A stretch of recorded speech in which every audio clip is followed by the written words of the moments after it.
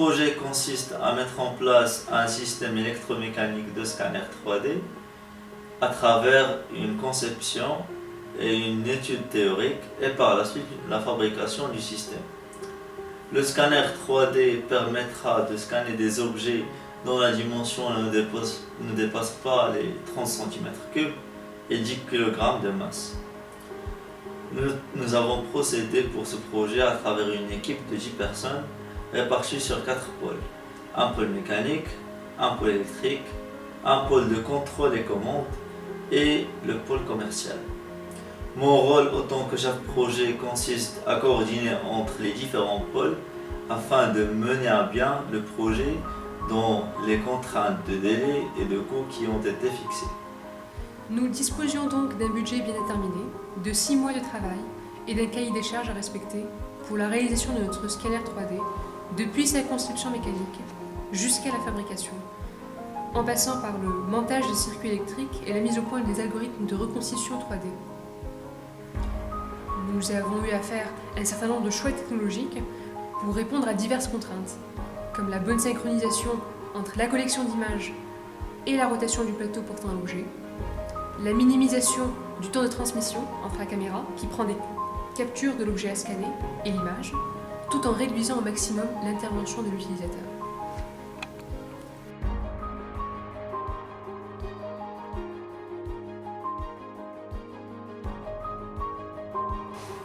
Sur la partie mécanique, nous avons procédé et gardé en tête à ce que notre système soit le plus simple possible afin de répondre aux besoins qui a été spécifié dans le cahier de charge.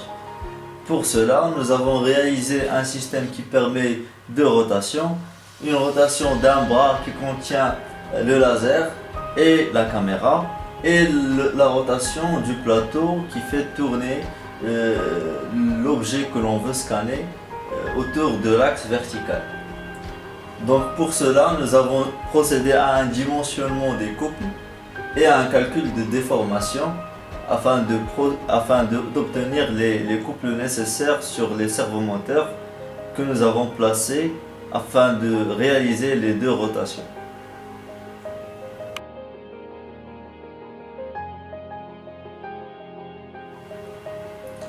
Sur la partie électrique, nous avons mis en place un microcontrôleur qui va envoyer les instructions aux différents composants pour les commander.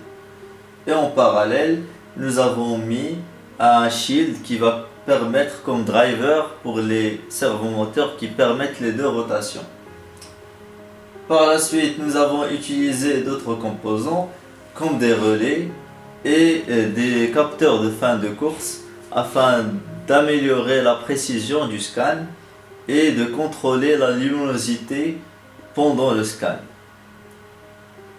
Ensuite, un schéma électrique général a été établi et a été mis en place et testé par l'équipe qui était en charge de la partie électrique du projet.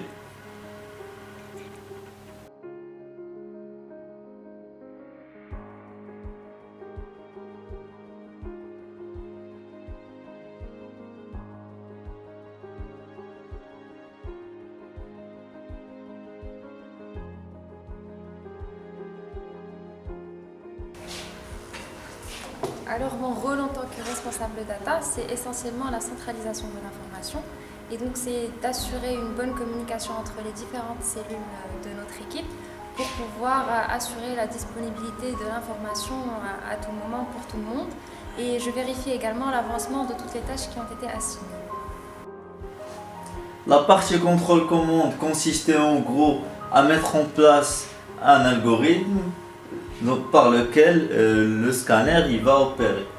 Cet algorithme commence par l'initialisation du système et la validation de l'initialisation. Par la suite, l'envoi des instructions aux deux servomoteurs afin de prendre des positions ou bien de se mettre dans des positions qui vont permettre par la suite de prendre des photos qui seront utilisées comme des données d'entrée pour l'algorithme de reconstitution 3D qui permet de générer un nuage de points, donc des points en X, Y, Z à partir du plan d'image qui est en X, Y.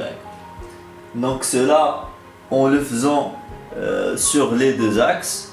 Donc, et en balayant, en notre terme, en balayant tout l'objet, nous parvenons à reconstruire notre image virtuelle de l'objet scanné. Au pôle d'achat, notre mission n'est pas seulement la passation des commandes et suivi des démarches pour obtenir le matériel nécessaire, mais aussi optimiser notre stratégie afin d'achever un meilleur résultat avec un coût raisonnable. En coordinant avec les différents pôles, nous avons mis en place une conception qui tient en compte la disponibilité de matériel au Fab Lab de l'école et au marché.